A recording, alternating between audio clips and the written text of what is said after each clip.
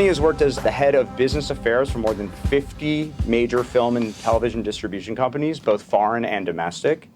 He's comfortable summarizing credits for the benefit of distributors or drafting long-form financing and distribution deals, both foreign and domestic. This in addition to his experience with soundtrack albums, music publishing and recording agreements, which provide him with substantial knowledge for many such deals. So he knows a lot about that. Mr. Ramati is also a co-executive producer of the following films: The Killing Season, starring Robert De Niro; The Iceman, released in 2013, starring Michael Shannon, Winona Ryder, Chris Evans, and Ray Liotta; Playing for Keeps in 2012, starring Gerard Butler, Jessica Biel, Dennis Quaid, Uma Thurman, and Catherine Zeta-Jones; The Expendables 2 in 2012, starring Sylvester Stallone, Jason Statham, Jet Li, Bruce Willis, Arnold Schwarzenegger, Chuck Norris, and Jean-Claude Van Damme; and Stolen in 2012, starring Nick Cage, Josh Lucas, and Danny Houston, directed by Simon West, amongst many others. Also moderating tonight's panel in the Q&A is producer Tova Laiter. Tova's credits include Glory with Denzel Washington, Oliver Stone's Nixon, Evita with Antonio Banderas, and Madonna and Varsity Blues. So please help me in welcoming tonight's very special guest, Lonnie Ramati.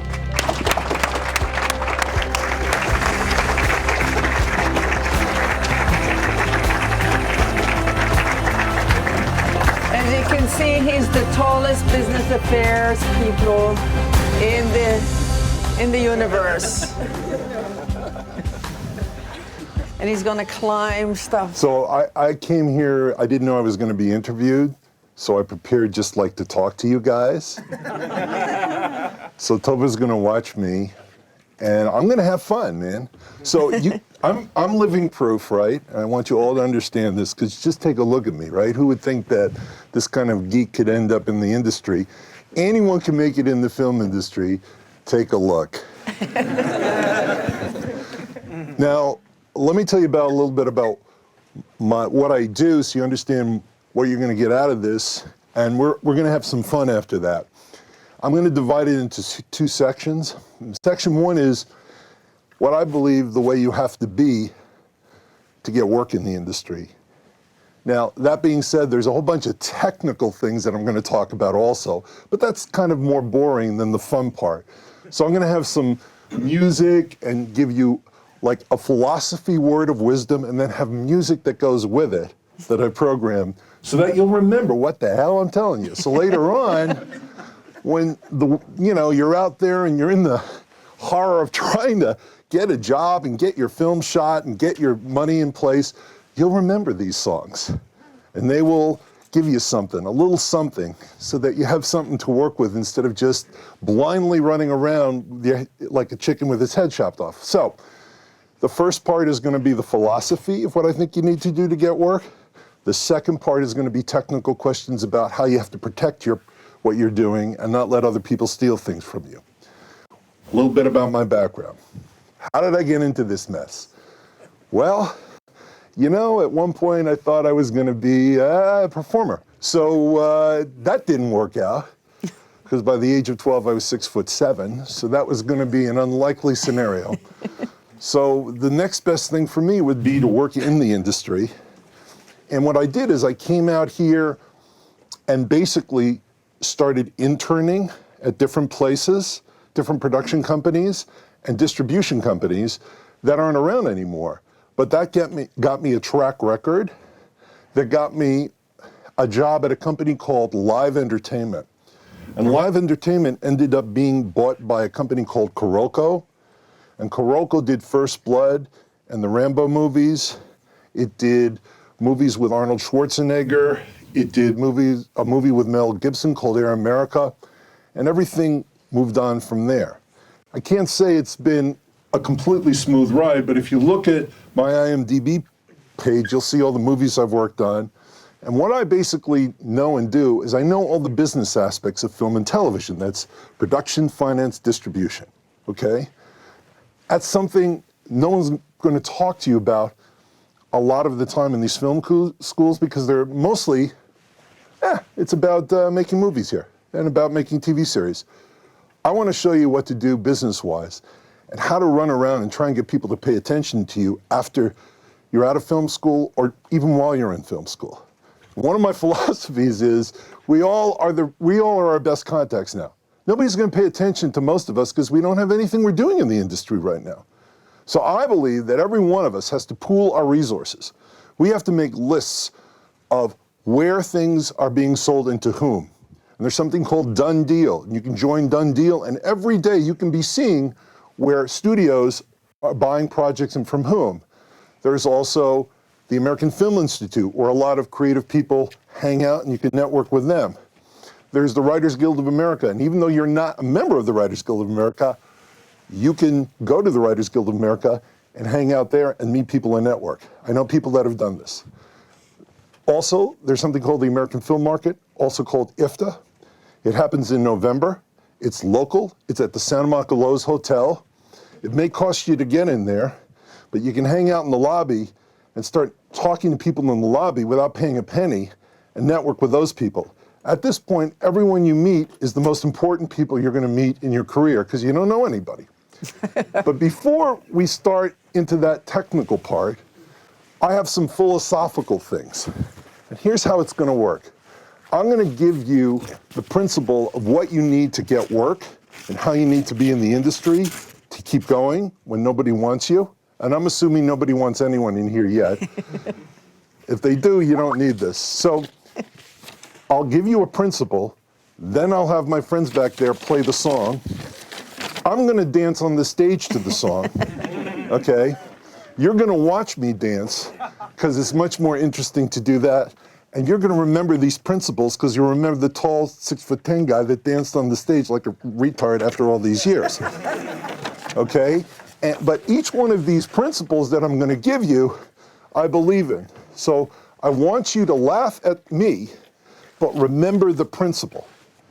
So again, I'm inviting you, laugh at the big guy, but remember what I'm saying, because it really does matter.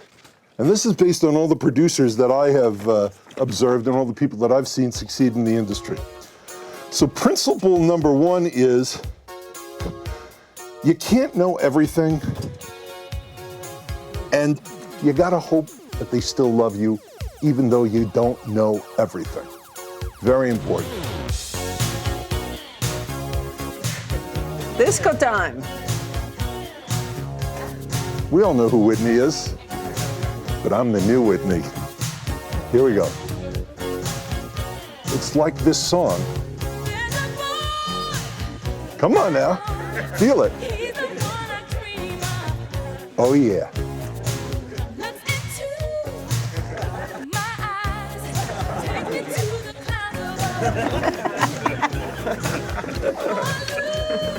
And she's so pretty when she's doing this with those shoulders and things.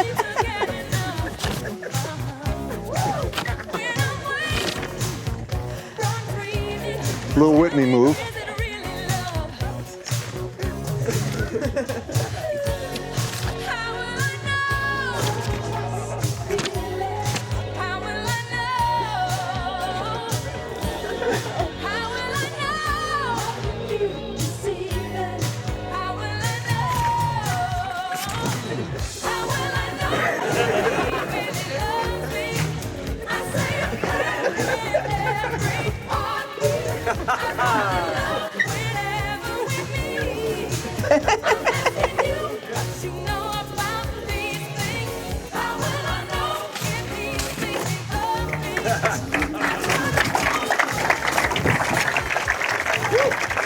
So here's the principle, my children.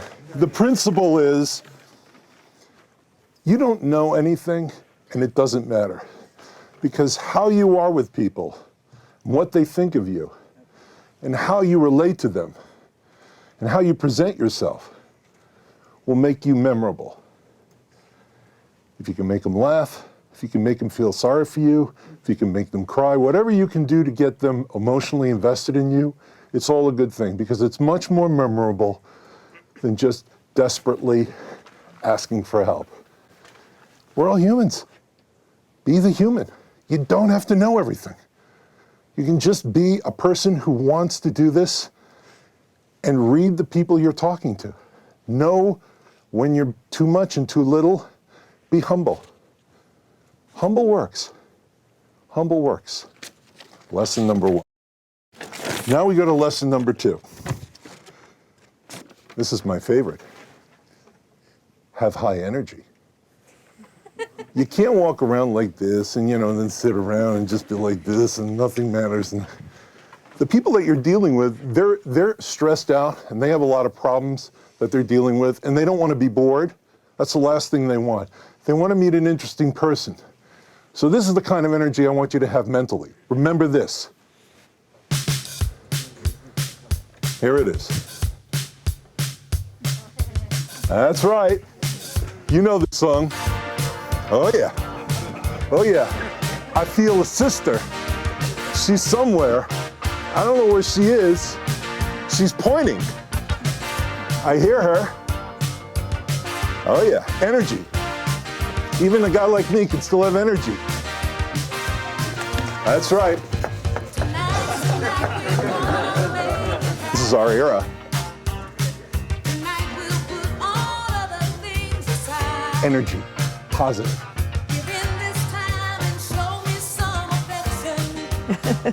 Now, I'm not saying do this with the people you're with, but this is who you are inside. Energy positive.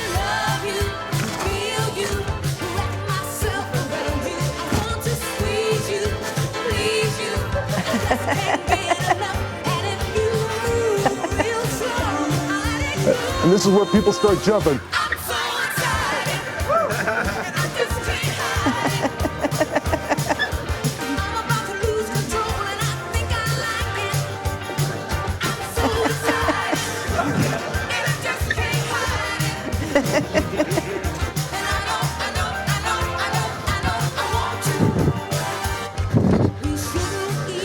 Again, energy. Energy. Yeah. Internal but positive.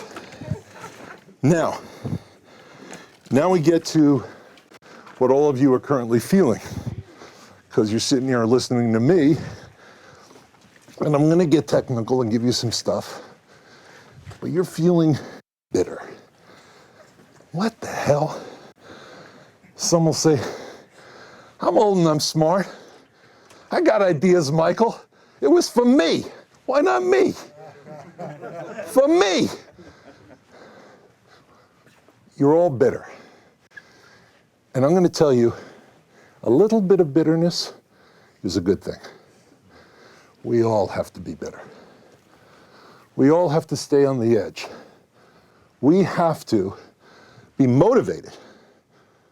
So every day of your life that you're bitter, don't make it so no one wants to be around you and you're disgusting, but bitter enough, it's like good tea. It's all right. Bitterness. Because bitterness can bring out philosophy. It can make you creative in how you deal with people to get them to listen to you and pay attention to you in whatever you're doing in the film industry. So here's the bitterness song. It's a great song. Oh yeah, man. I'm old, I admit it. I don't care, because he's the man. We know who this is. Once upon a time you dressed so fine, through the bumps of time in your prime. Bob Dylan. Then you. It's a Rolling Stone. Rolling Stone. Oh. I'm pantomiming a Rolling Stone. He's bitter. Bitter. And he did pretty well doing bitter. Bitter is okay. Frustration, it's okay. It'll drive you. And we're here to meet people and network and get jobs. Bitter. So how does it feel? I'll tell you how it feels. It feels like shit.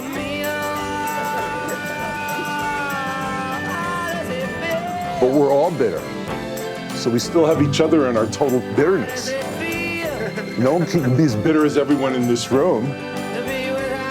We're gonna be fine. Because we're gonna kick ass and find people that'll listen to us. Like a Rolling Stone. That's right. You're gonna roll and take the punches and move forward. And by the way, I want to take a break here from songs for 1 second. It does not matter what anyone says about you. How is that? Nothing people say about you will determine your future. I don't believe that. Because how many people have been called idiots and jerks and stupid that we all wish we were working for today? Okay? So don't worry. And I'm not picking on teachers here. I'm just talking generically. But if you're in a teacher's class and that teacher says you have no hope, all right? I'm telling you now, you should be very happy. It doesn't matter. Nothing matters. Here's what matters. Getting work matters, and getting to do what you want to do matters. Not when someone says about you. If someone doesn't believe in you, you move on to the next person until someone believes in you. And you do not worry about what somebody's opinion of you is at all. You only worry about finding some people who believe in you to progress your careers. And I can't say how important this is, because all of you are going to be told that you're just not good enough. Just like everyone else that's big in the industry was told they weren't good enough at some point. Everyone's been on that page. Now, later on, they'll never admit they were on that page. They've all been on that page. So you are embracing rejection and saying, well, that's one less person I have to worry about. And you're moving on to the next person who will do a deal with you. And a little adjunct to that, your friends are not going to help you. And your enemies may hurt you, or they may not. None of it matters. Well, the only thing that matters in your life is what works for you. You're constantly looking for new ways to get a deal. So that was the one bitter moment in my presentation. Now we're going to get a little happier. You have to have some bitterness. But no matter what, you have to present positivity. You have to present being positive because everyone's so stressed out working in this industry. I'm working on like 9 films in post-production now. I'm stressed out. And I'm dancing for you. That's freaking stressful. I'm pissed off. I don't want someone coming in my office and being angry at me. Everyone else is already angry at me. I want somebody being nice to me, being phony. I don't mind you being phony. I want you to pretend I'm special. I want you to pretend you really like me. I don't care if you puke after the meeting. I just want you to pretend. And there are a lot of people like that. They want you to pretend because they want to delude themselves into believing they're actually nice people. So do it. Let them think they're nice. Let them think they're nice even though they're assholes. We all know they're assholes. We'll just keep it between us. It's okay. So this is my positivity song. Being positive, presenting. This is special. Yes, we know. From the land down under. The land down under. This is important. Very important song. I listen to this song once a week. I listen to it with 9 things in post-production. You know what this song is? I'm doing it. It's one of the things in the song. Here we go. Start straight. Well, what song is this? What's this about? That's right. The walk of life. Woohoo! I like it. Cheers me up.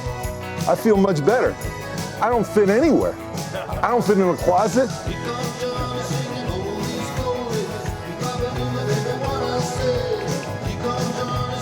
I'm popping it now. This is my walk of life. It's how I walk. You can walk your way, I'll walk my way. Dedication.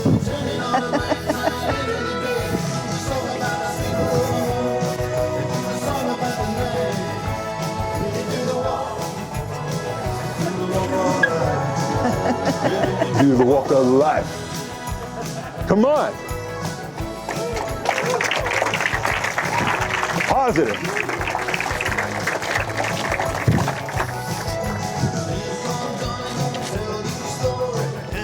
Here's another thing about staying positive. I took an acting class just for fun. Tallest guy in the acting class. Think anybody really wanted to act with me? No. But every morning I played my Dire Straits, and I felt better. Kids. So find something, I don't care what it is, coffee, ice cream, you know, dreaming of a girl you'll never get, whatever it is.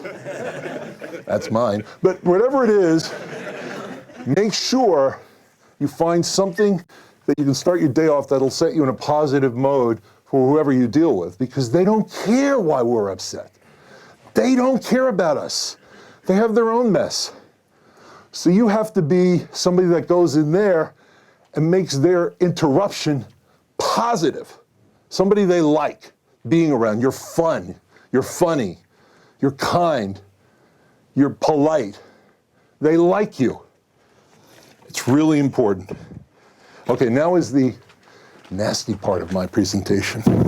I don't mean nasty the way you're thinking, but who you should be scared of.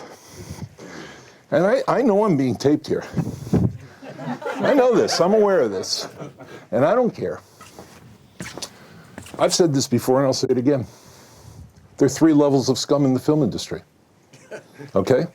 Level number 1, the Michael Jordan of scum. Michael Jordan is not scum, but whoever is this thing is the top level of scum. Agents. Ooh, agents. Number 2, and I'm one of these scum. Lawyers, okay? Scum, okay? Number 3, and by the way, here's why lawyers are scum, because I'm of that species, so I can really expound on it. Their job is to be in service to you. They are supposed to do the work for you, but that's not what lawyers do. They try and take over the deal and aggrandize themselves. Sometimes they'll extend the deal just because they feel, sincerely, it's their job to do that. And that can be to your detriment sometimes, because you're not closing quickly, and then you become a problem for everyone because your lawyer is a problem for everyone. So it is important, when you're choosing a lawyer, to have somebody that is responsive to you, that will listen to you and abide by what you really want. His job is to tell you what's going on and let you make an intelligent decision based on an informed series of information that he gives you about a deal, all right? Agents are just scum because they're parasites. They just take 10%. I don't even know what they do. They yell at me all day. I know what they do, all right? And the third group is a group that I'm going to get a lot of flack here for, but it's a specific brand of this species. I'm going to call it the producer who likes stealing projects or doing nothing on a movie, which is none of you, okay? But there are millions of them. You know, like when you go to an ant farm and you see all those little ants walking around? They used to be producers, I'm telling you. There are just a lot of people in this industry that inject themselves into deals and try and take your rights away from you and become producers by doing that. And part of what I'm going to talk about a little bit later is how you prevent that from happening. So here's a song about agents, producers, and lawyers. At least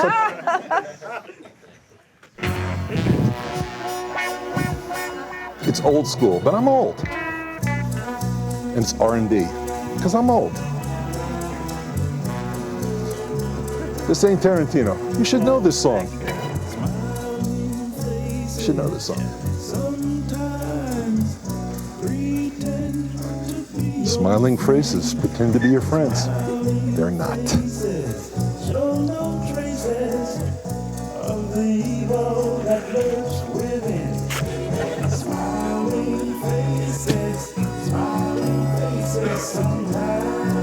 Oh yeah.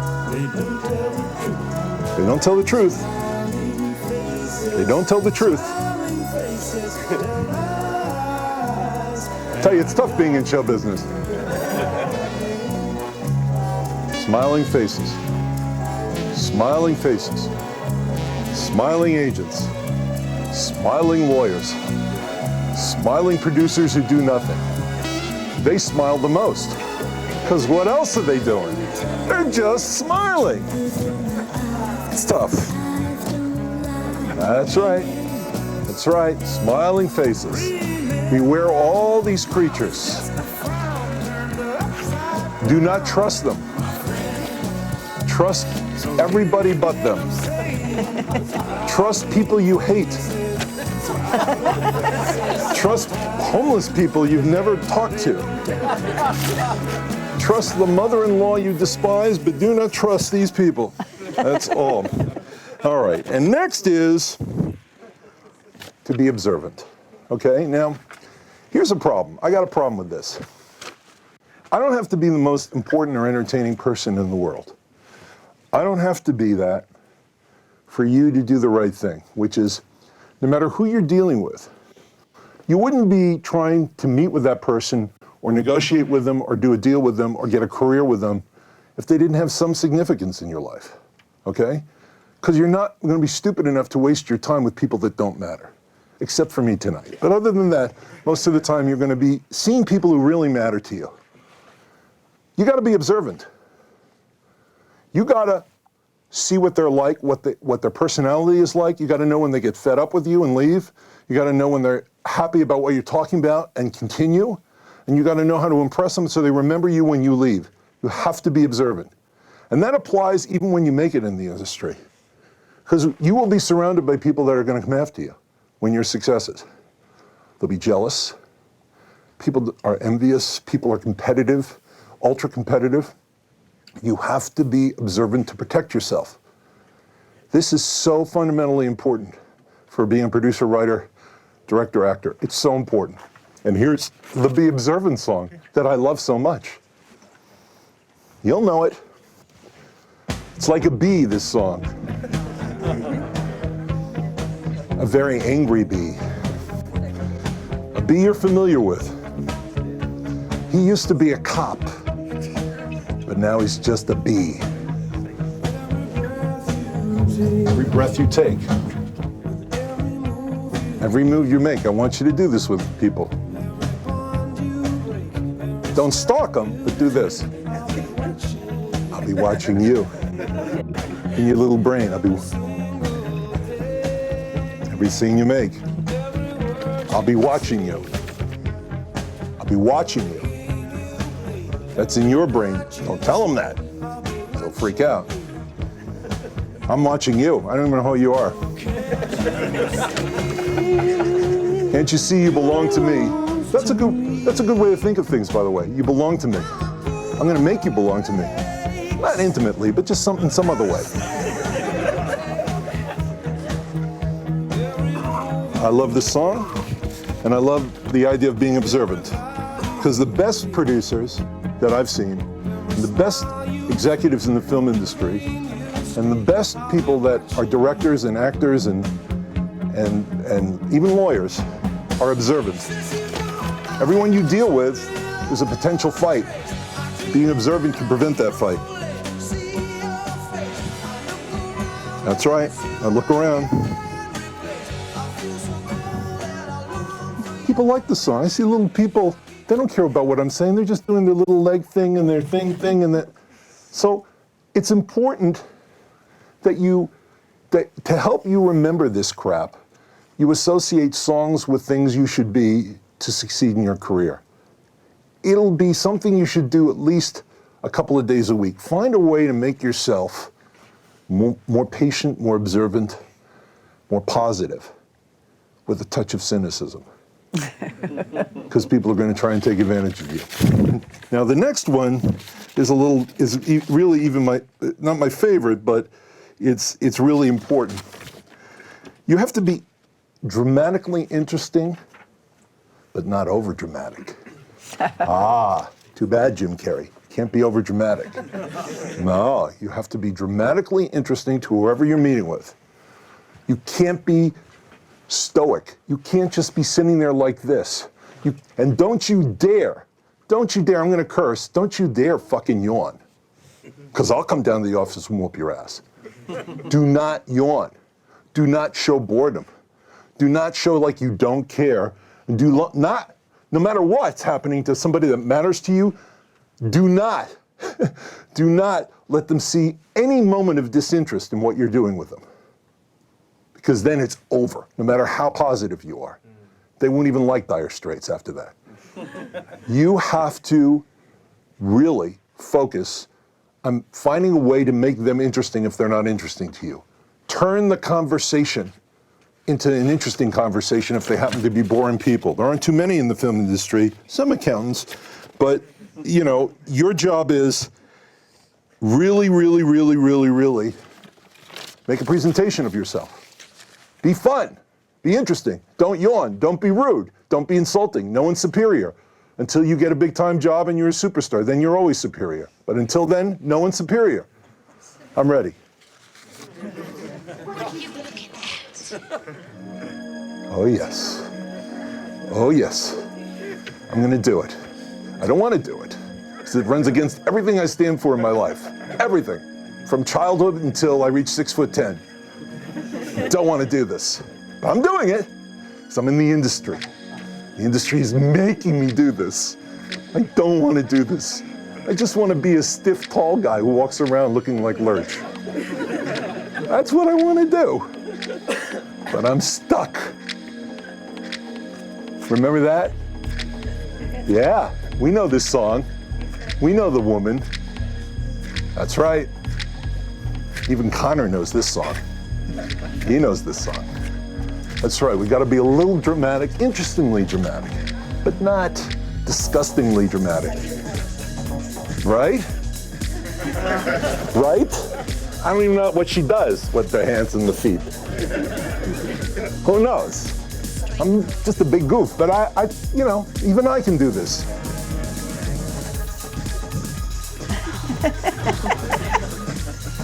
Even I can do this. Even me, Mr. Serious. So tough.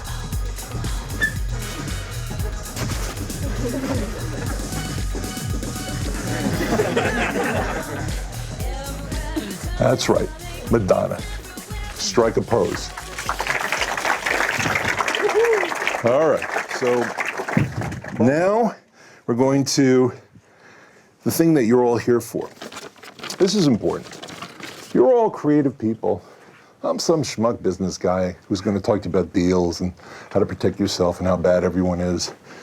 You just want to make great art and tell a great story, or be an actress or an actor. I just want to express myself, Lonnie. I want to be important and good and give something to the world that people care about.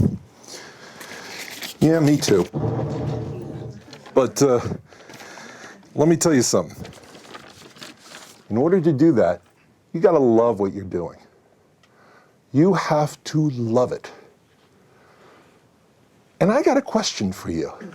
And here's the question. Hit the song.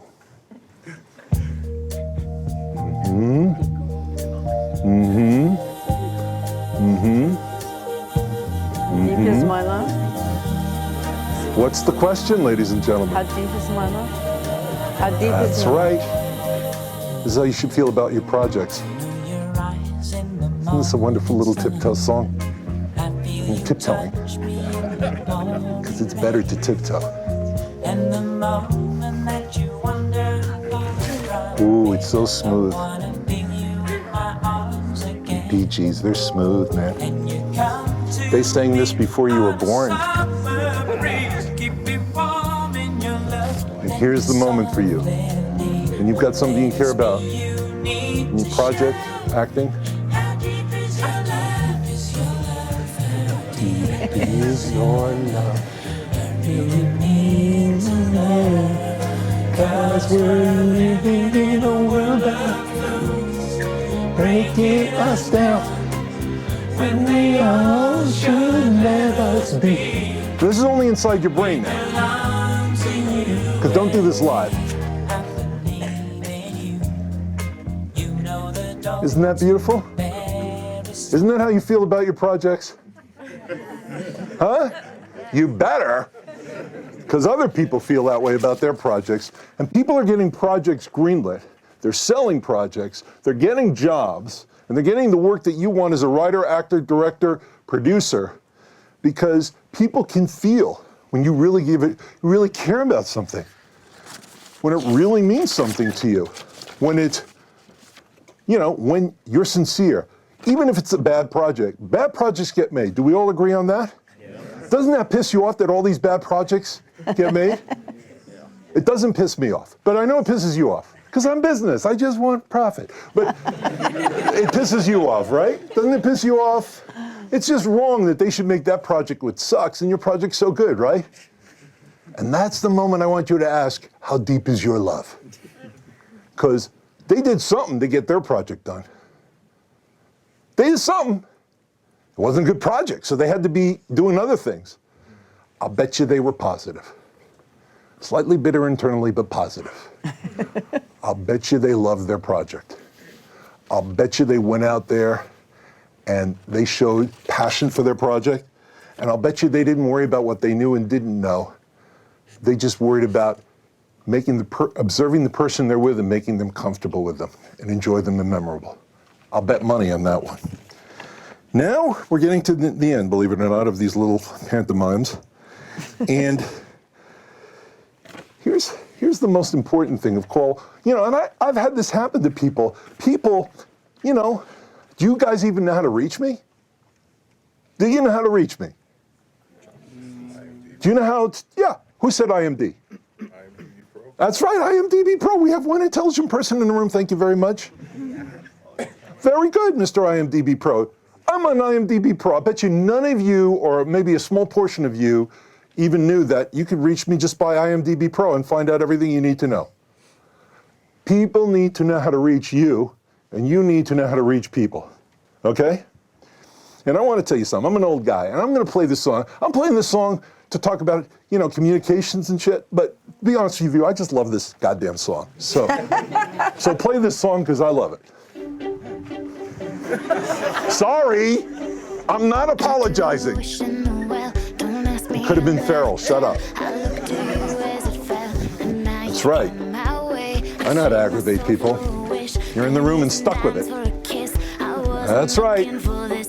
Communication. She's a little cute Canadian though, isn't she? A little adorable bang haircut.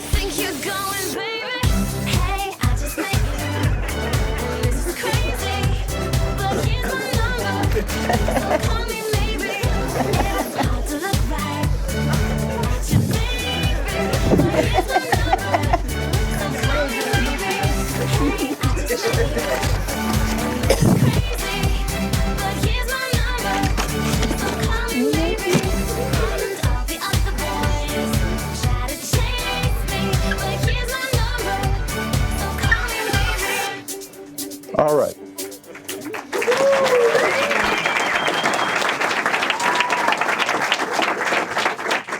And now we're coming to the penultimate thing besides having people communicate with you, knowing how to reach you, making yourself available to them.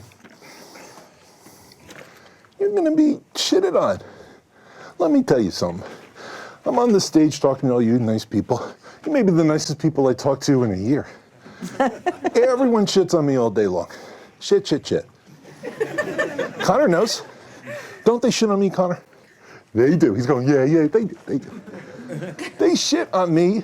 And you shit on them, right? I don't shit on them. I'm the shit he, not the shit whore. That's a legal term.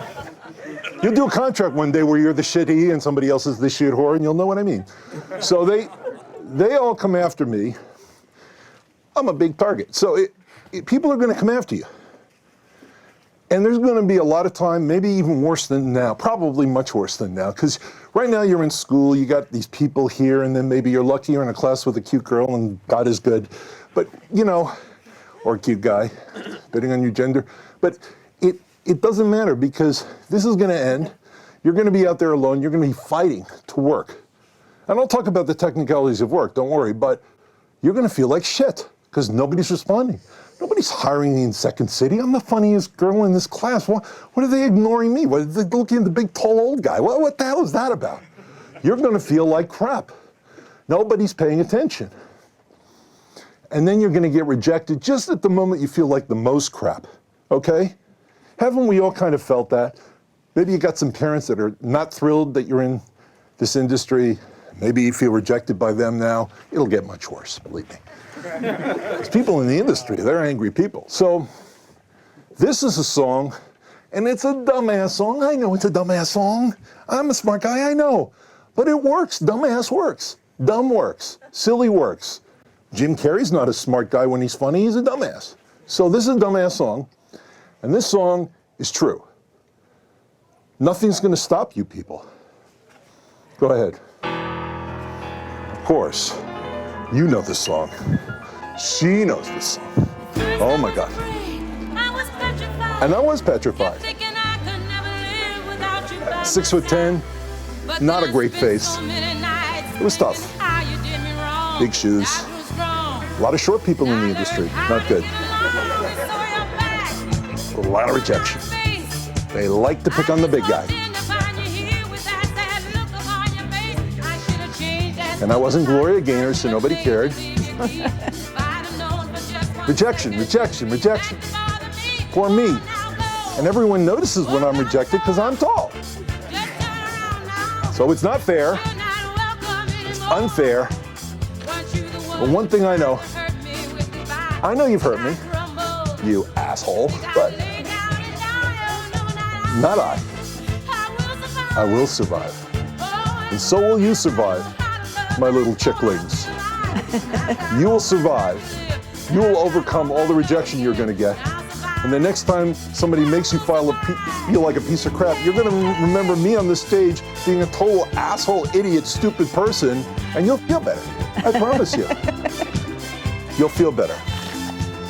You'll feel better because you'll know they're a bunch of assholes too. And one day, you're gonna have your moment. I will survive. Right? All right, and now, and I'm gonna get into some quick technical stuff, but now, and of course I'll answer all questions, and you can be as technical as you want with me, but here's where I really think the difference is in this industry after all these years. This is so important. Who the hell is gonna help you now? Here's the answer, not yourself. Who said yourself? I used to think like that. I was like you, uglier, but like you.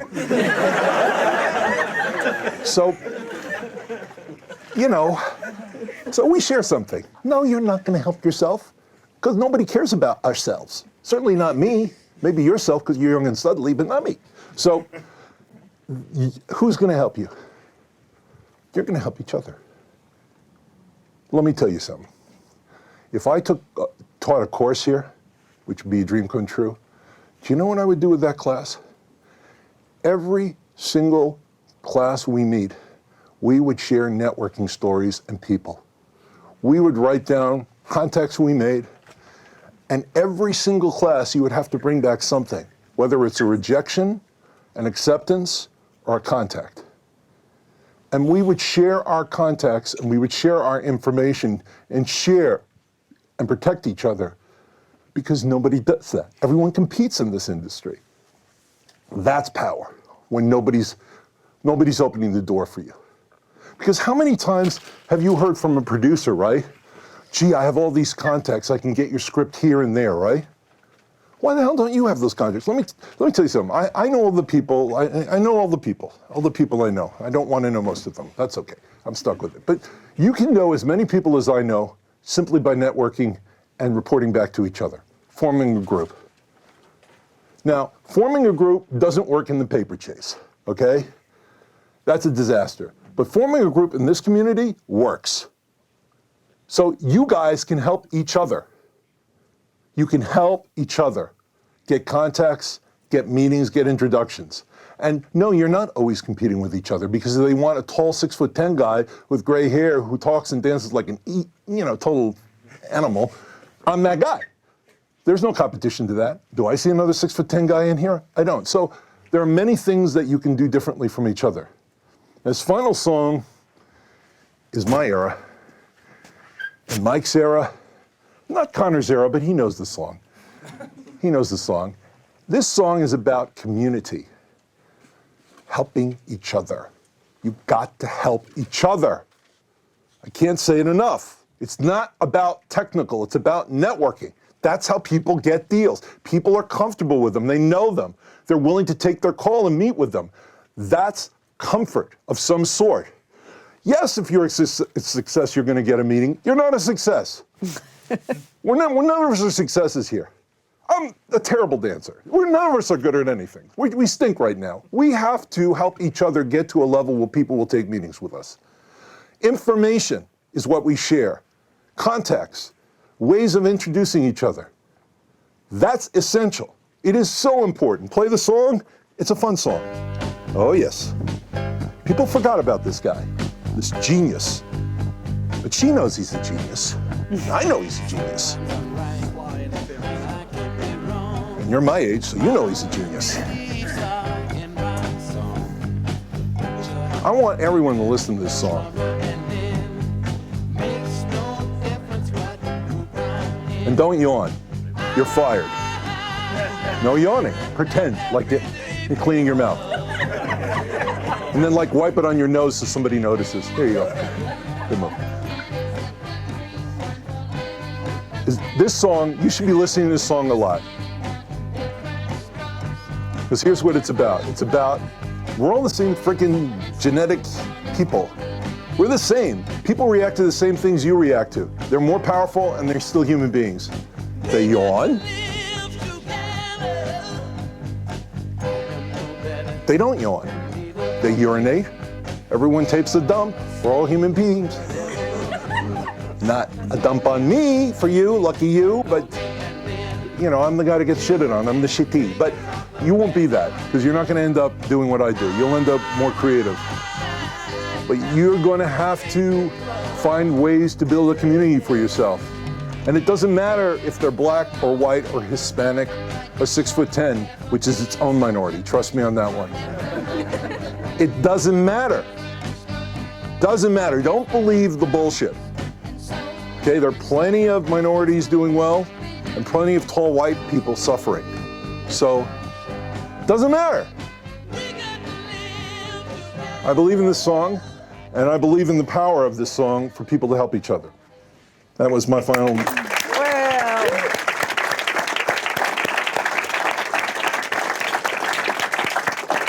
Some quick technical things. Now I'm going to get serious. I'm sorry. I had to have fun today. I couldn't take it. Some technical things that are important. How many in this room are writers? Okay, there's a lot of writers in this room. So let's start with the writers.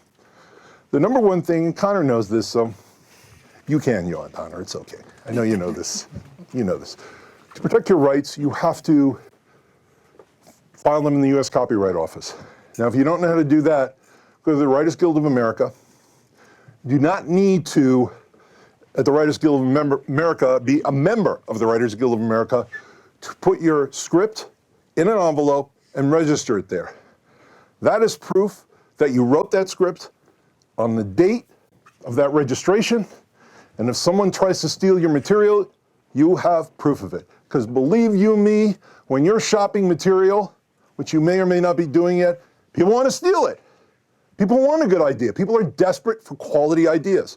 Your job is to protect your material as a writer. Now, here's the trick in all of this.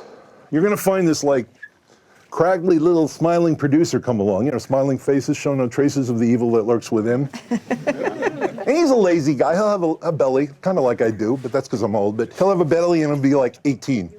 And you know what I'm saying? It's one of those guys. You ever see him like, how'd you get so, you know, with the belly? I'm a producer. I do nothing. So, you know, they're going to come along and they're going to try and lock up your project in what's called an option agreement. And they're going to try and do it for very little money, like $1. The moment they have your project, you're losing control of your project. All right? So you have to be, and by the way, sneezing is okay. It's an activity. You're going to lose control of that project if you give it to the producer. So you better make sure that that producer really can do something with your project, and you really shouldn't option it for more than 6 months no matter what. So remember that. If they're asking for 9 to 12 months and they're giving you almost no money, don't do it. It's too long. If you're giving them almost no money, they should be able to get something going within 6 months. Really 3 months. But give them 6 if they have a track record. And now we have Google, we have IMDb, IMDb Pro. You can find out everything you need to know. And by the way, if nothing shows up on them, bad sign. Don't fool yourself. Bad sign. They're not doing shit. Don't give your stuff to people that aren't doing shit. You already have your stuff. Why give it to another person who isn't doing shit? It's not going to help you. Don't give your stuff away. for nothing. And if you decide to give it to someone real cheap, make sure that person has a track record. That means a person who's produced a movie, not a person who has a development deal somewhere. Somebody who's made a movie and has real relationships that can help get your movie funded. Because it's not going to do, or help get your script sold. They have enough deals that they're going to help get your script sold. If you don't see any of that in them, run. And move on to the next person, right? That's like the person who isn't going to progress you. That's for writers. The other thing, the other part of this, I'm going to talk blasphemy here, because I know people don't like this. There's two ways approaching writing. You can be a Writers Guild of America writer, or a non-Writers Guild of America writer. At this point, it is my opinion, it's only my opinion, you should be non-WGA. Don't shoot me WGA. The reason you should be non-WGA is the likelihood of your getting bought or optioned by a WGA company is very little. If a WGA company comes to you and they want you to join the WGA, then leave it to them to figure out how you're going to join the WGA. Here's what the WGA does for you. It gives you minimum amounts that they buy your script for. It gives you the protection of a union, which is questionable, but that's a whole different discussion. It gives you protection of a union, so if there's a breach of contract, you can take it to Writers Guild of America arbitration. And at the Writers Guild of America arbitration, they tend to favor the writer over the evil producer who took their project from them, which is a good thing. And it's binding arbitration, so there's limited appeal, so you can be protected in that way. It also gives you a network of, you can be represented by an agent who is a WGA writer agent to sell your script. There are those sorts of benefits, and when credits are being determined, they will assess credits fairly and equally, all right? Which is important for writers. How many people in here are actors? And when I say actors, I mean just actors. Not actor, producer, director, writer, Barack Obama. Not that. Okay? But like, just actors, pure actors, all right. So you guys, my advice to you guys, I want to really be precise in this. You have to be on film.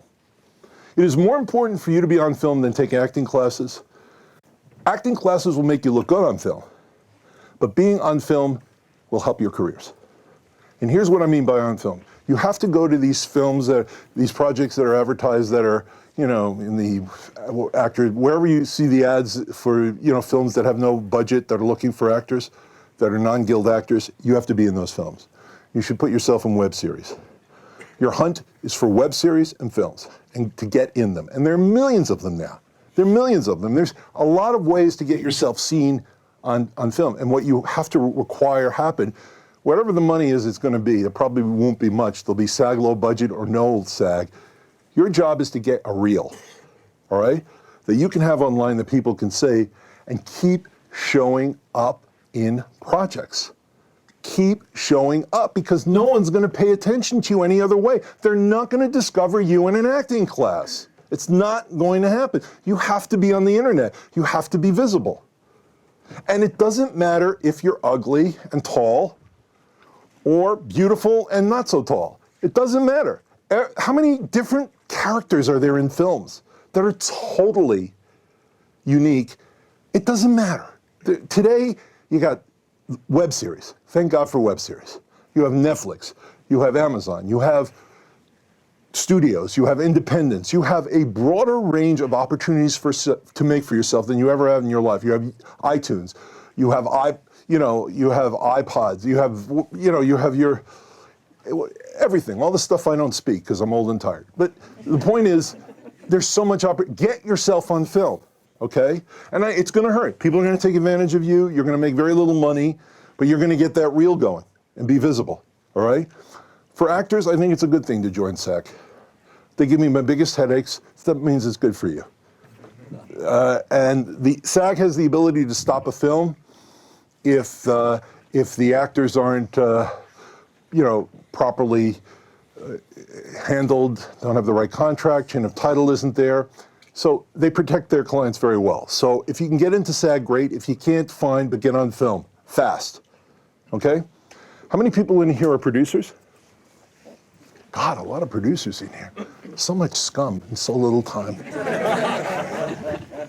All right, so I'm going to ask you to be ethical producers, and I'm going to ask that if you attach yourself to a project, all right, which is basically an option agreement, which I've already described, you better work that goddamn project.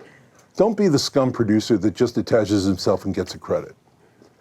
That being said, if you want to be a scum producer, here's what you should do.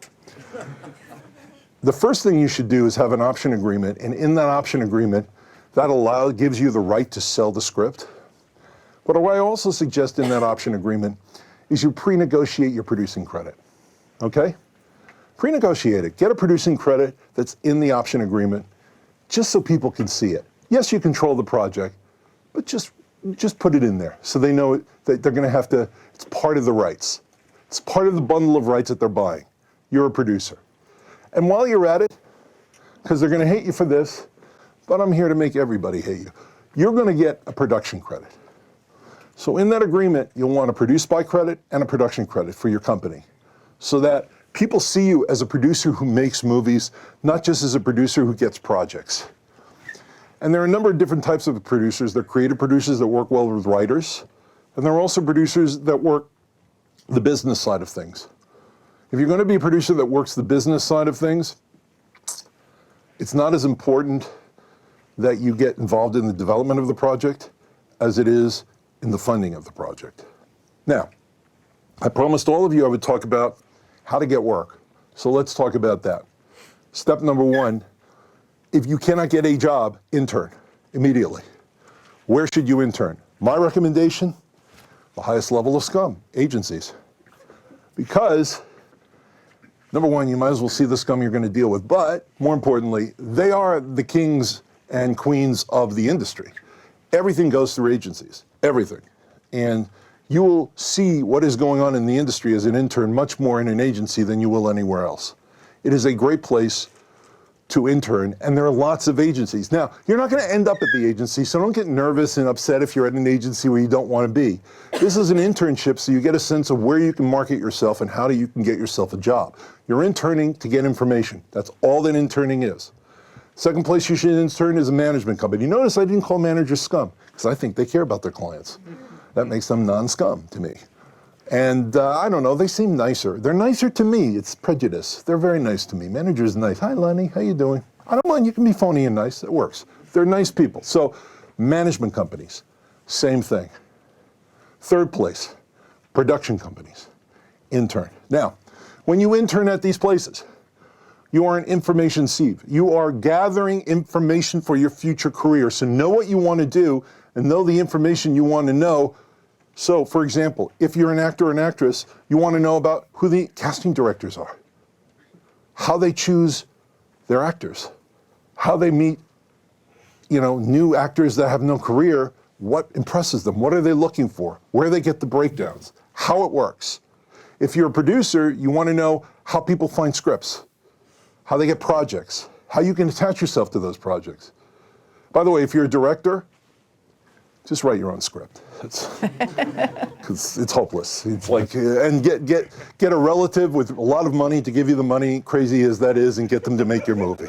And that's it, because it's really hard to be a director. But, it's better if you start off as a writer and become a director.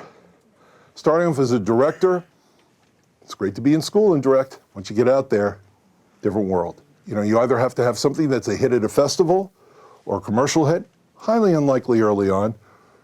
So your best bet as a director is find money to make a low-budget movie that'll give you a presence, either commercial or, film market-wise. Now, let me tell you about the film markets real quickly. Number one, there's Sundance. Number two, there is the Toronto Film Festival, okay?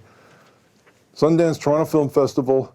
I already told you about AFMA, American Film Market here, in November. The Berlin Film Festival, okay? And Cannes.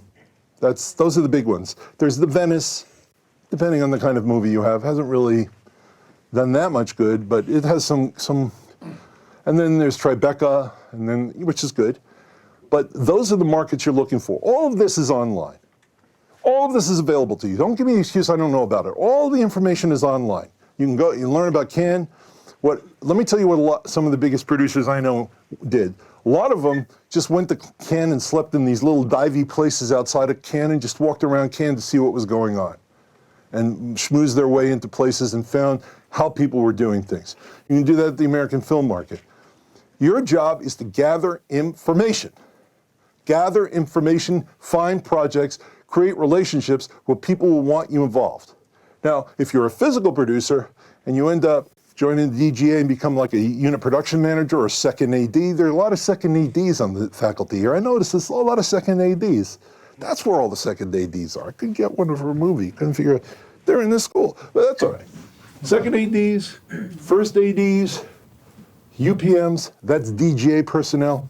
It's better if you're in the DGA than non-DGA. It's hard to get into the DGA. You can find out how to get into the DGA by simply going there. They have all the paper information you need. If you're non-DGA, it won't matter. There are plenty of low-budget films for you to work on if you're doing physical production. But if you're the producer type, Steven Spielberg type, he's a director though, really.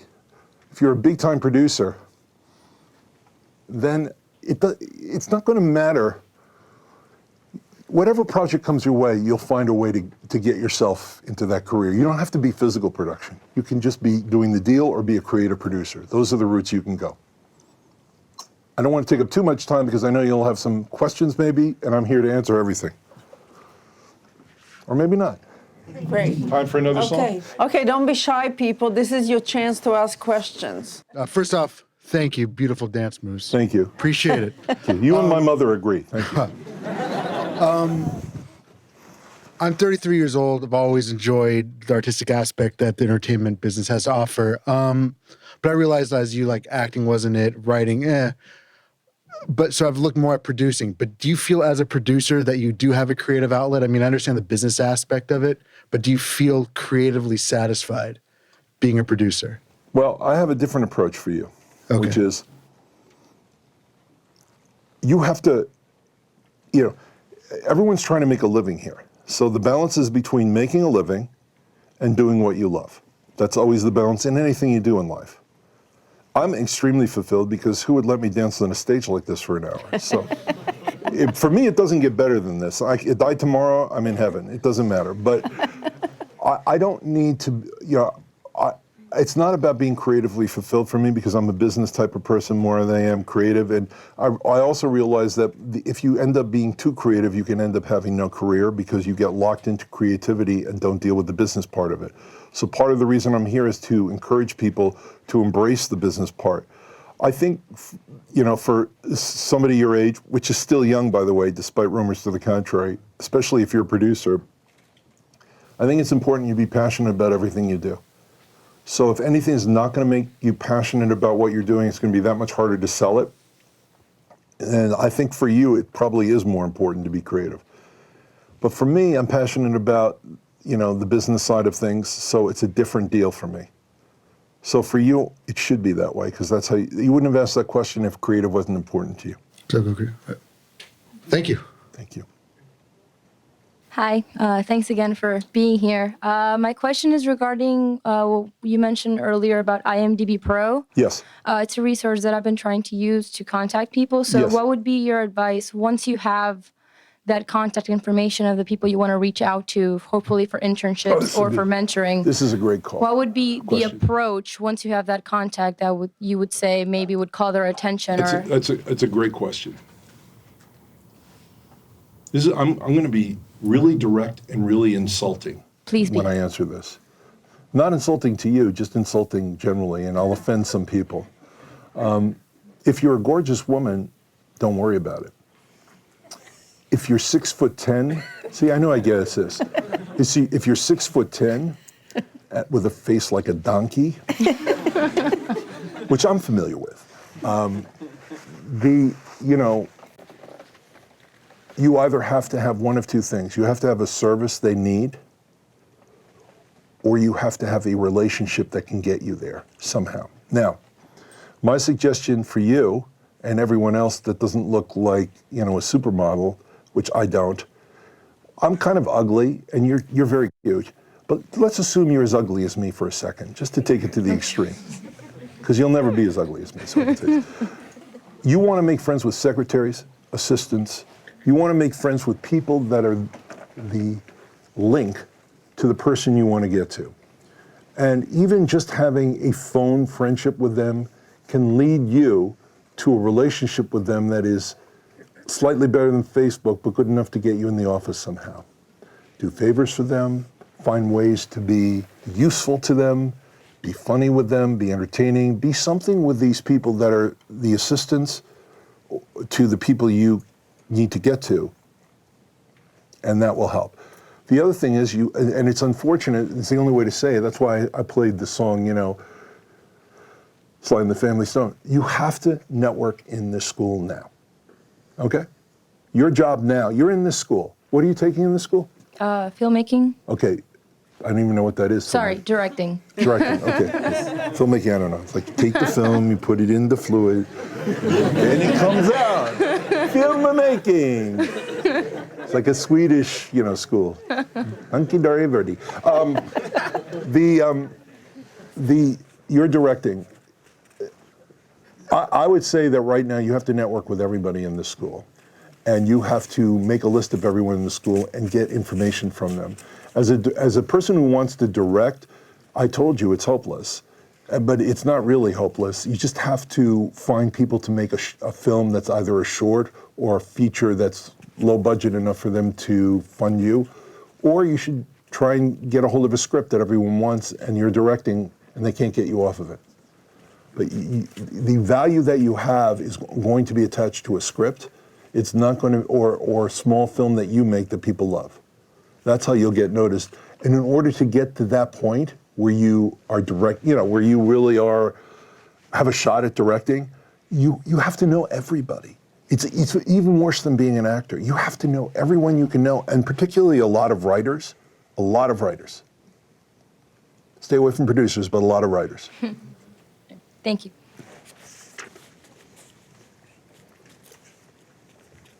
Hello, sir. Thank you for inspirational speech that you did today for us. Wanted to My ask name you... is Lonnie.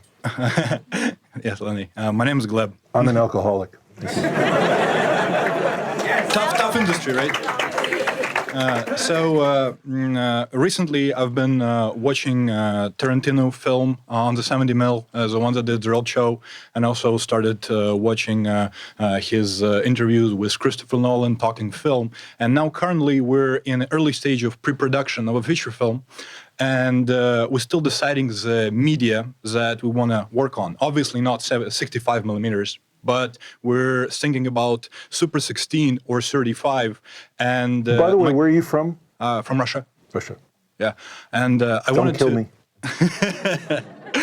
I wanted to ask you, for example, now we're trying to approach investors, trying to get funding, and since I'm the first-time producer on a feature film, and same as with the director, and we want to use old type of media, film, still used but less and less, and how is it to approach a project if we want to use film instead of digital? Okay, I have a horrible answer for you, but it's the truth. I'm hardcore. I'm like, the most disgusting person you'll ever talk to in a room. I don't even want you to, you're asking for things that don't matter. You know what really matters? The money. Whatever the money you get is what you can do. Do you have any money? Let's see, here's the Oh, thing. you didn't answer that question. Chicken Little. We started getting funding. Do Slowly. you have any money? Not till the point where we can start filming. The answer is a yes or a no. No. Okay, so I know that you want to be prepared for the day you get money, but my view is, this is only my view, and by the way, as I told you before, don't listen to anybody, go with your own instincts, they're always much more correct, but I think what you decide to do is determined by the money. It's not determined, at your stage, it's not determined by choices. If you have enough money to do 35 millimeter, you'll do 35 millimeter. If you don't, you'll go digital because it's more important for you to get a film released and to get a credit on a movie and have something on IMDb besides a photo of your grandmother than it, which I have, by the way. She's not even alive. She's just sitting there in a chair going, I'm dead, you asshole, bury me. But that's my grandma. you don't have the money yet.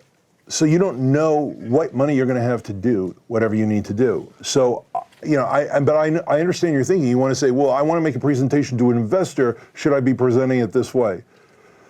I think the presentation should be how much is the investor willing to put into the movie. Let the investor decide he wants to spend more money, but get the money to make the movie. Focus on money. It's like this. Think of it as food, okay? Do I want to eat, at a fancy restaurant, or should I eat at McDonald's? If he gives you enough money to eat at McDonald's, eat at friggin' McDonald's. You gotta eat some food. But see, if you'll go on a diet with film, you still can use that media just with a smaller ratio. But here's the good news. You go to McDonald's, you're not going on any diet, I'll tell you that much. You get fatter than eating at the little place where they give you little small shells and shit. That thing will fatten you up fast. I know, believe me. Personal experience. So, no, it's about the money. And I know that sounds crass, and who cares? I'll be gone soon. Oh, it's show business, of course, it's about the money. So. It is always about the money, and that money will let you decide how you want to do your movie. Just focus on the money and finding a good actor that'll make the investor want to do it. Focus on people with money. Focus on begging, staying positive, being slightly bitter. Always smiling. Talk to your everyday people. You have to do those things. That's the stage you're at. When you have the money, then you can fight to get more money to do something better if it's not going to undermine the funding of the film. But you have to get your project funded. Otherwise, you'll end up, in some stalag in Eastern Russia, and nobody will care. But I care. I want you to stay here and shoot all of us.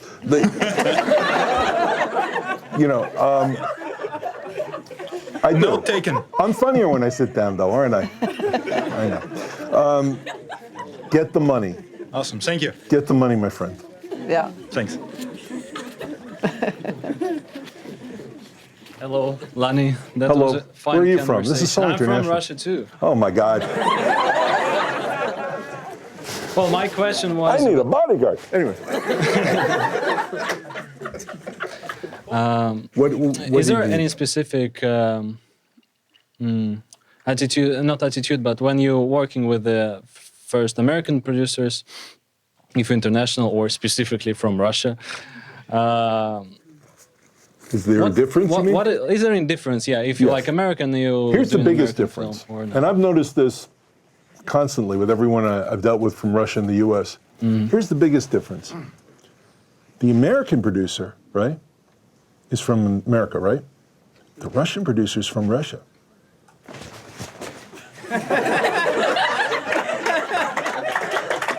Call me genius, but call me. Look, every person has their own personality, okay?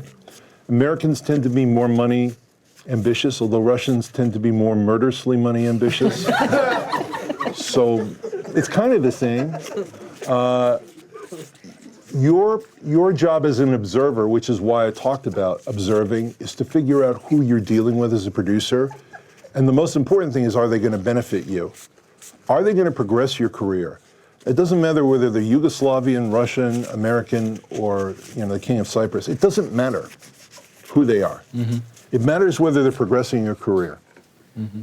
And whether you're gaining knowledge and influence as a result of this.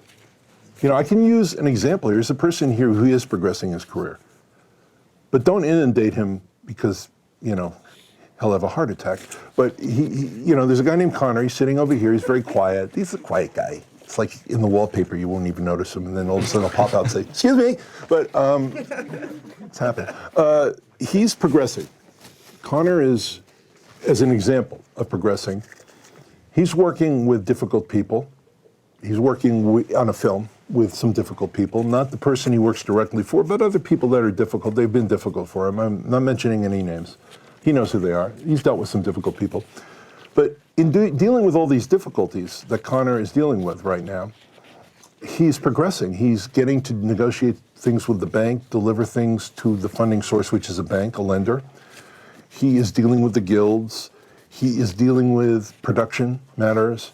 He is progressing.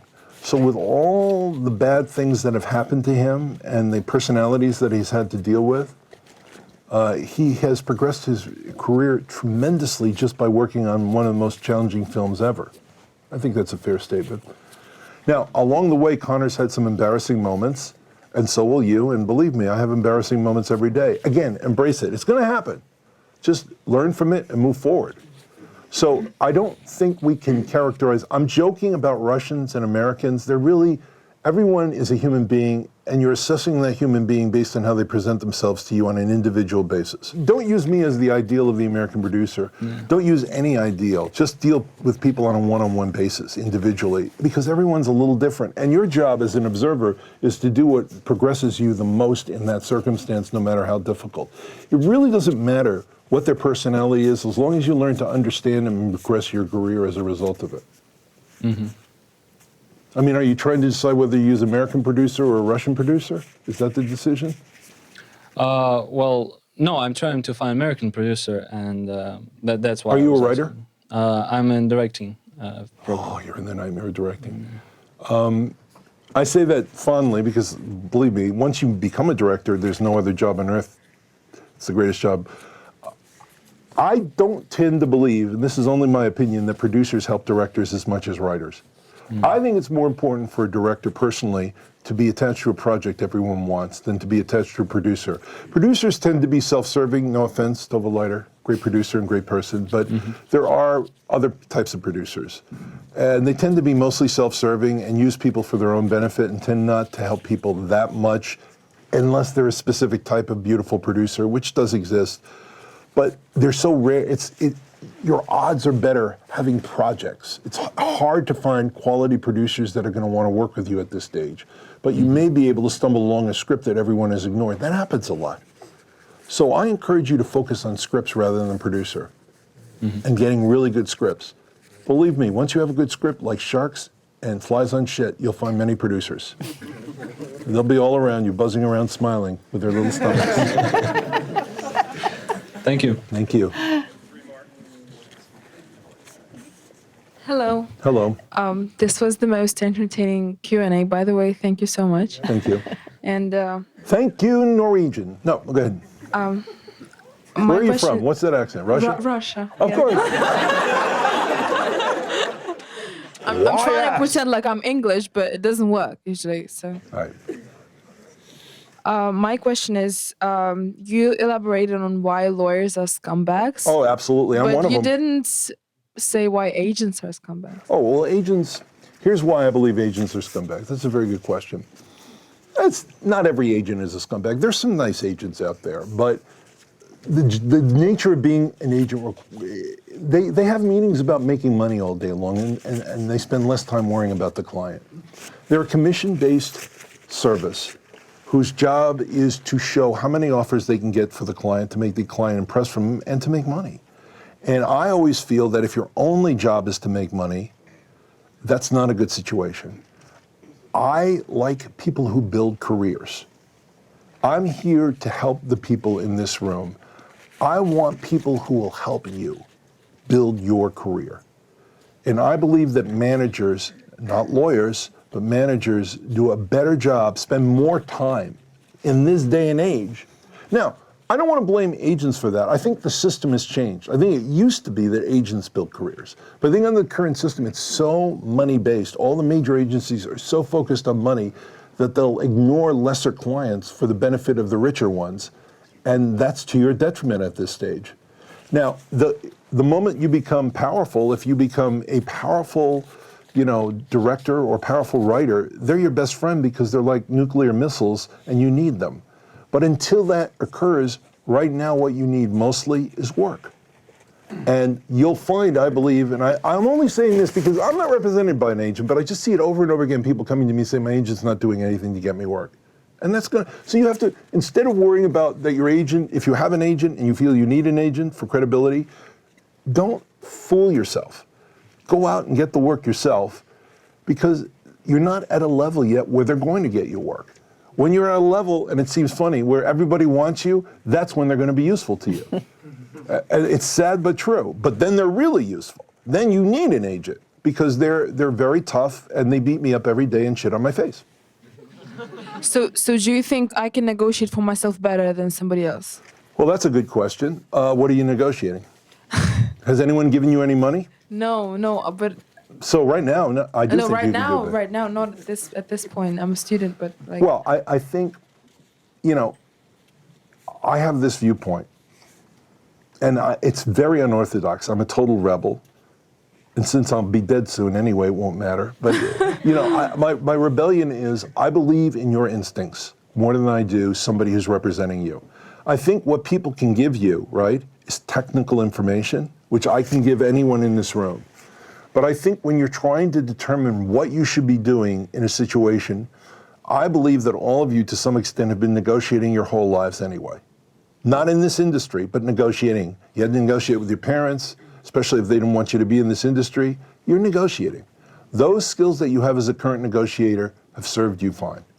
They got you into this school, which is not cheap. So that's a negotiation. So to me, I believe, and I'm not altruistic, but I really do believe that your instincts are fine. What you need to have somebody, it can be a manager, an agent, a lawyer, whoever it is, somebody who's helping you out, give you the information to make decisions with. But I do, and I believe that you should make those decisions. Now, when you become successful, and here's what I mean by successful, if you no longer need to worry about making a living, you're making a living as a director, right? And you don't need to worry about surviving during the year, then you've reached the stage where, yeah, I think negotiation matters because you have a successful career, and then you have leverage. And all an agent or a manager or a lawyer can do is leverage things. So if you have no leverage, there's not much value right now. It's only when people really want you that they become useful to you. Do you understand what I'm saying? Yeah, and even though you have great negotiating skill, you still need sometimes a front person. Right. You know what I mean? Yeah. Like Tova. Because of this still, right. Like what? Like Tova. He said like me, because I'm a producer. No, but you need an agent because... Not an agent. I'm going to say that. No, when she's I hate agents, I'm sorry. successful, when she's successful, you need somebody up front. People are using lawyers and they're using agents Lawyers are too or they're costly. using I'm going to put my own managers. species down. They Yeah. cost you too much. So if you can avoid spending money, that's great. If you can't, use someone who gives you a huge discount so it's very little money and have them help you out at this stage. She's right. Look, you're right. It's always better to have somebody else negotiate for you. Because you can always blame them that they blew the deal. And they're a nice foil. But I just think at your current stage, right now, it's not significant. When you're making a regular living directing and doing a movie a year, you'll need it. Mm-hmm. Thank you. Thank you. Oh, one other thing, an afterthought. If you're desperate to get credibility and be noticed, and you have some deliriously successful agent that's foolish enough to think you're the greatest director in the history of mankind, even before you've directed, and they want to take you on as a client, sure, hire the agent because nothing's going on anyway, and all of a sudden when you walk into a place and you're trying to get a script from a writer, my agent's at CAA, it's over. That's automatic credibility. So that does work. Good evening. Are you Russian? I am not Russian, but I do speak Russian. I am, yeah. I'm from central part of Eurasia. Anyway, thank you very much for your complete nature which is with us today and for being with us. My question is about ultra-low budget feature films. Great. Could you please tell us a bit more about this subject matter and what do you think particularly? Okay. Here's what I think. First of all, you're referring to SAG ultra-low budget. Correct. Right. So I think all of you should find a way to do ultra-low budget films because you don't have to pay anybody anything. Just to pay them $100 per diem and that's the end of it. You can negotiate any deal you want. You can get SAG actors in your movie. If your movie can attract SAG actors, because some SAG actors don't want to be in these sorts of movies. And yeah, go SAG ultra-low budget. Sign the ultra-low budget agreement. You'll have the only problem with doing that is, it's going to require some work. Like they're going to require looking at your chain of title, which is the rights that you have to the project. You're going to have to work with SAG and deliver materials to them that you wouldn't normally have to deliver to anybody if it wasn't a SAG film. You're probably going to have some payroll company so they can track it for ultra low budget residuals purposes, whatever that might be. So there are those elements to it. But I'm always in favor of quality, and I'm always in favor of you are you a producer? No, I'm a director. Again.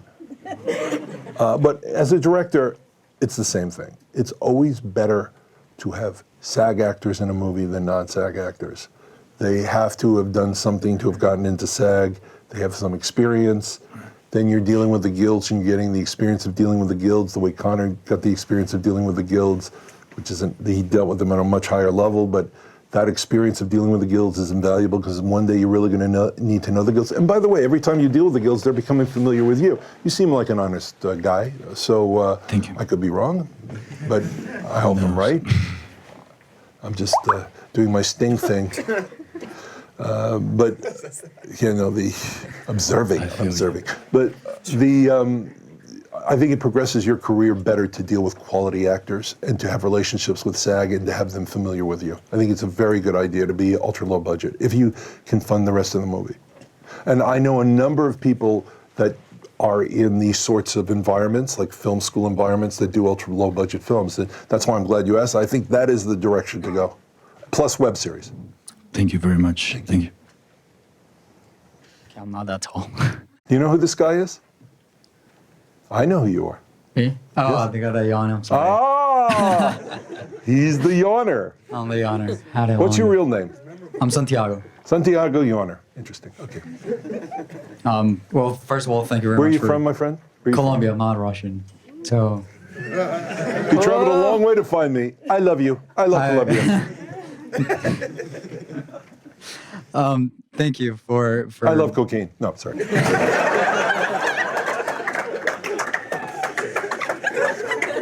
Bada boom. It's a good export. I'm here. This chair is so tall, my new Colombian friend, that I don't even have to touch the earth anymore. Don't you? Anyway. So yeah, thank you for making it so entertaining. You can yawn. Okay. I just had a question in regards of founding. I just wanted to get your thoughts on pre-sales and also on how to attach talent. Well, you're from Colombia. I got a lot of money down there, my friend. Just joking, kind of. All right, so pre-sales. Let's talk about pre-sales. That's a very important part of this. In the independent world, not the studio world, the studios own their own distribution companies. They have their own funding. They're Fortune 500 companies. They have billions of dollars. They fund their own movies. But in the independent world, what people like to do is get a name actor attached to a film or a name director coupled with an actor and go to the film markets and sell the film before it's made in order to have some money they can get a bank loan on. That's known as a pre-sale. Now, the reason a distributor would put up that money is because they believe in the package that you're bringing them. They like the script, they like the actor, they like the director, primarily. Producers don't matter, agents even less. So it's all about the package. Pre-sales are becoming very complicated right now. It's really hard to sell things. The way I describe the current situation is it's two extremes. It's very, very low budget movies, under $1 million, that you can still sell. You can get made and sell for very low amounts of money, or good theatrical movies with quality cast. In between is very difficult. Now, the pre-sale is on a territory by territory basis throughout Europe and Asia. You're going to each of the distributors in that country and you're trying to get what's known as an advance, a prepayment. 20% of that advance is paid on signing and 80% is paid on delivery of the film. But what people do is they take that contract that they get because the distributors like the package. This is France, Germany, England, Spain, Italy, all the European countries, Japan, China, which is the second biggest territory outside of the United States. All those sales that you're doing, they're brought to a bank. You try and get a loan in the bank. They'll charge fees. They'll give you, they'll have a discount of the loan based on the amount of sales you have, and you have to try and raise the rest of the money. But you can do that with tax credits. I'm going to throw this out there very quickly to you. The best tax credits right now are in Atlanta, Georgia, Louisiana. Okay, if you can go to London, God bless you, that's a great tax credit. situation right now, and things are less expensive in London. That's right, London, England.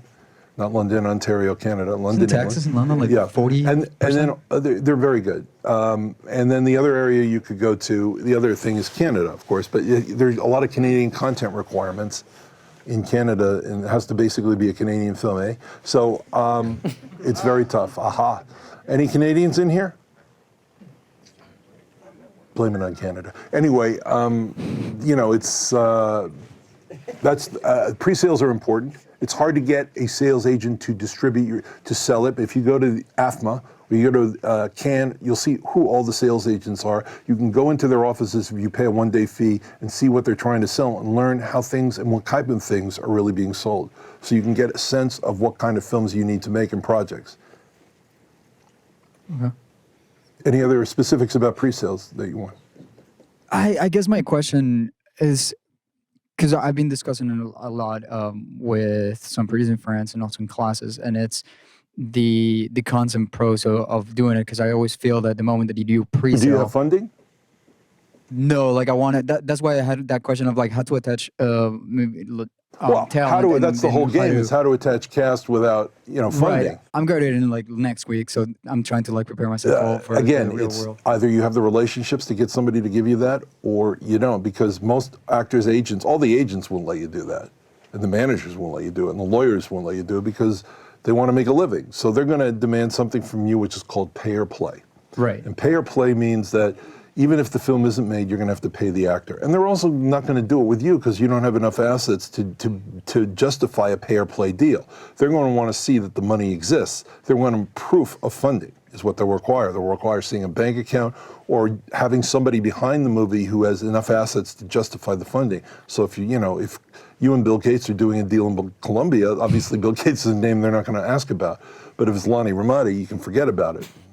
Let's talk about cocaine after the meeting. Sounds good. So you might try and get somebody who has produced movies, has a relationship with actors, to like your script, and you co-produce. You start out by somebody co-producing with you. But make sure, again, the Lonnie rule, you control the rights. If you're bringing on another producer, they do not get any grant of the rights to the project. They're just a producer for hire. Mm-hmm. Okay, you can have a producer attachment agreement with them where they're just attached as a producer for a limited period of time, and if they don't provide any substantial results, you move on to the next producer. Again, you're always trying to progress your career and not trap yourself. That's the key. Correct. Unless it's a producer that you can see constantly makes movies. But if they don't do anything for him, no, that's you what should give it matters. for 6 months. Yeah. Yeah, if they have to do something for you. Yeah. Even Spielberg has to do something for you. Right, and then you guys were talking about the profit, and then that's also kind of the second point of why I'm doubtful about the pre-sales, because the moment that you pre-sale, correct me if I'm wrong, but the moment that you pre-sale the picture, you're not going to get any back-ends from that deal. Listen, my friend. Right? It's like this. You should dream you could do pre-sales. Okay. You should dream you could have a sale to Ceylon or Sri Lanka, because the point is, and Sri Lanka is not easy, but the point is, if you're doing pre-sales, you have a good package. You don't have an investor. If you don't have an investor, you don't have many options. What you're looking for, don't debate things. Just suck up the money wherever it comes from and make the movie. You want money to make the project. If that requires pre-sales, you're going to do it because you don't have options. You don't have the leverage. Right. If you do have a choice, you always should go with a private investor over pre-sales. Always. Always. Really? Always. Okay, good. That's every time, because a private investor is going to cause you less problems than distributors. They'll cause you problems, but it's only one person instead of 100 distributors pissed at you because you didn't get a good enough theatrical release or because it bombed theatrically. It is possible for an investor to make back their money and it not to be a hit theatrically. Okay. So I prefer investors. And how? How is that? What's the formula for that? The formula for that is you need to be evaluating what I call digital media. Digital media now consists of a lot of options. Let's deal with option number one, which is becoming really interesting. Netflix. Netflix is now buying worldwide rights. Now, it is true for people that have good theatrical movies that it might be preferable not to go to Netflix and to sell those movies individually, the rights individually, not do a one-stop deal with Netflix because you'll make more money that way. But if you have a project that's tough to sell, tough to get a theatrical release on, and you sell it to Netflix, it's a one advance deal. It's one fee. They get worldwide as VOD rights. They take the money, they pay you the money, and at least you know you have your investors' money back, plus some a little bit, hopefully. If you have to go around the world trying to sell the project, that's a lot of work. It's going to markets, it's negotiating contracts, it's signing a lot of agreements. So digital media is changing. People like Netflix, I believe, Amazon in the future, the people like Stars Encore, those sorts of companies, people like Turner, they're buying rights now to Showtime, HBO, less so, they make their own stuff, but those companies are buying rights. Lionsgate has a company, Grindstone, I think, Grindhouse or something, which does only direct-to-video product. Sony has a direct-to-video division. They're buying these projects now. So it's possible, if the budget is low enough, not if it's 6 or 7 million, but if it's low enough to make your investors some money. I prefer $1 million movies to $6 million movies for an investor's purposes. Yeah. And I prefer they be genre type of movies, like action adventure movies. Thrillers. What I would do, let's say if I were Tova Laiter, which I'm not, I'm me, unfortunately, by a birth defect, I ended up this way. But if I were her as a producer, I would start, she has an incredible track record, as you all know. Just the list of movies she's been associated with. What I would do as a producer in her position is I would try and translate that into low-budget movies that are quality movies that she could sell to a company, because what's going to happen is people are going to believe in her as an investor. If she had a group of investors, they'd be more likely to believe in her getting their money back than they would a person who did the Pink Chiquitas, which is me. In other words, credibility is what matters in terms of the investor for you. And getting their money back is making a genre. I say it again, action adventure, sometimes horror, not always, and thriller, sexy thriller even better. That genre will help you more make it an easier time for you to have sale.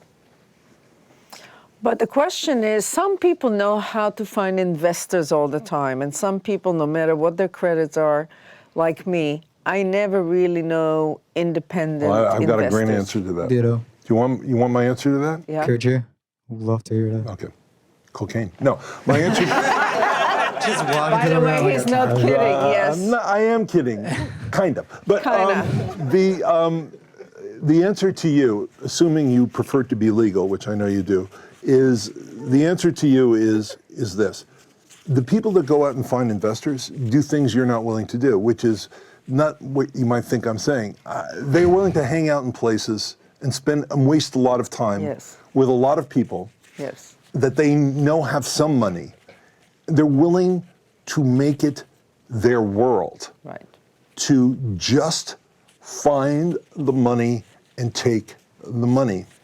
They're like a sponge. They suck up the money, they make the product and move on to the next product. They're also unafraid to ask people they've known for years that are friends of theirs for money. They're unashamed. They'll stoop to any disgusting level to go get money, okay? You don't do that. Right.